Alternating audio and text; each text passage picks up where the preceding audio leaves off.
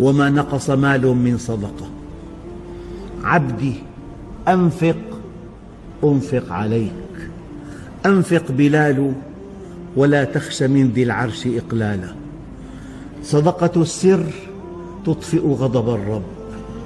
الصدقة تقع في يد الله قبل أن تقع في يد الفقير.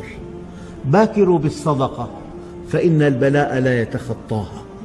والقصص التي تروى في هذا الموضوع والله لا تعد ولا تحصى، حتى إن المؤمن ليخجل من الله.